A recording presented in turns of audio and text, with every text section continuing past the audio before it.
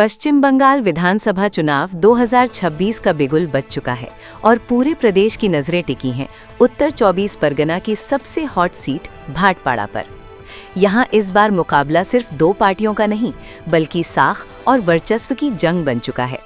एक तरफ भारतीय जनता पार्टी ने फिर से भरोसा जताया है वर्तमान विधायक पवन सिंह पर। पवन सिंह जो इस क्षेत्र में अपनी मजबूत पकड़ और युवाओं के बीच अपनी पैठ के लिए जाने जाते हैं। बीजेपी के लिए भाटपाड़ा हमेशा से एक मजबूत किला रहा है और पवन सिंह इस किले को बचाने के लिए पूरी ताकत झोंक रहे हैं। लेकिन इस बार राह इतनी आसान नहीं है क्योंकि तृणमूल कांग्रेस ने उनके सामने मैदान में उतारा है अमित गुप्ता को। अमित गुप्ता जिन्हें भाटपाड़ा में एक जनप्रिय नेता की छवि हासिल है। ममता बनर्जी की विकास योजनाओं और अपनी जमीनी लोकप्रियता के दम पर अमित गुप्ता टीएमसी के खाते में ये सीट वापस लाने के लिए एड़ी चोटी का जोर लगा रहे हैं। क्या बीजेपी अपने इस गढ़ को सुरक्षित रख पाएगी या फिर अमित गुप्ता की लोकप्रियता टीएमसी के लिए जीत का नया रास्ता खोलेगी?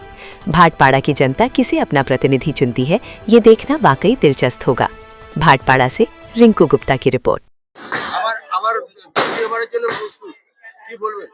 আমার একটাই কথা আছে কি আমি আমার যা ভাটপাড়ার লোক আছে আমার যে এখানে পাবলিক আছে ভোটার্স আছে সবাইকে একটাই কথা বলবো এতদিন থেকে আপনি আমার উপরে ট্রাস্ট করেছেন আমাকে দুবার চান্স দিয়েছেন এবার আপনি চান্স দিন আর এবার আপনি প্রে করুন কি আমার সরকার চলে আসে তো আমার যা কাজ করা যা ইচ্ছা আছে আমার ভিশন আছে যে এতদিন থেকে আমি করতে পারিনি ক্ষমতায় আসা পরে আমি আপনার কাজকে ফুলফিল করতে পারে এখনই তো মনোবল অনেকটা বেড়ে গেল কেন সামনে সবাই যারা আছে তারা বাজি ফাটাচ্ছে এখন তো জেতার এখনই মানুষ জিতেই রয়েছে।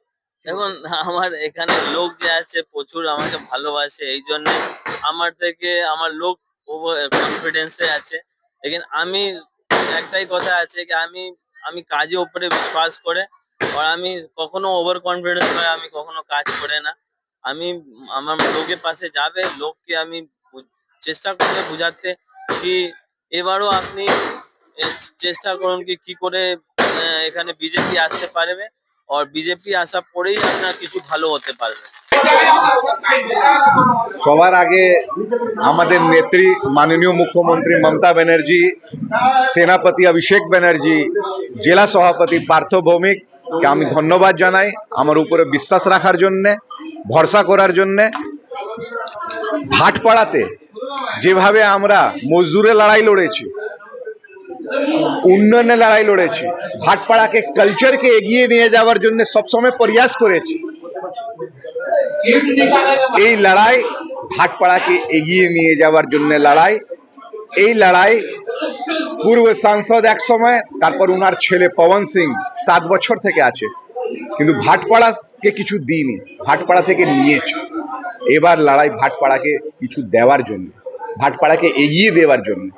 অন্য অন্য বিধানসভা যেভাবে এগিয়েছে মমতা ব্যানার্জি আশীর্বাদ পেয়ে, সেরকম ভাটপাড়াও যেন মমতা ব্যানার্জি আশীর্বাদ পাক, তৃণমূল কংগ্রেসের ক্যান্ডিডেট জিতুক আর ভাটপাড়া 1 নম্বর হোক, এটাই জন্য লড়াই। যদি অমিত গুপ্তা জিতে তো শুধু অমিত গুপ্তা জিতবে না, ভাটপাড়া জিতবে 100%।